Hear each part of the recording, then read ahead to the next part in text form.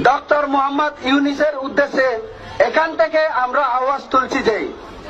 যতক্ষণ অবধি পার্বত্য চট্টগ্রাম ভারতের অন্তর্ভুক্ত না হয় ততক্ষণ অবধি সেনাবাহিনী পার্বত্য অঞ্চল থেকে প্রত্যাহার করতে হবে। 3 নম্বর,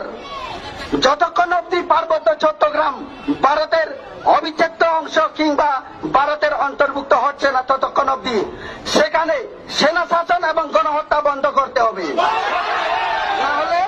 এই আন্দোলন আমাদের জারি থাকবে। আর সেখানে যারা আমাদের ভাই বোন, আমাদের জাতি ভাই, বাংলাদেশ পার্বত্য চট্টগ্রাম, খাগড়াছড়ি, দিঘিনালা, পানছড়ি পার্বত্য এলাকাতে যত সংখ্যক আমাদের ভাই বন্ধু রয়েছে, আমি ওদের উদ্দেশ্যে আওয়াজ তুলছি এখানে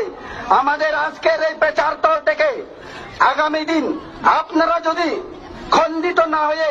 একত্র হয়ে যদি আপনারা কাজ করেন তাহলে আমরা আপনাদের পিছনে আসি। যদি আপনার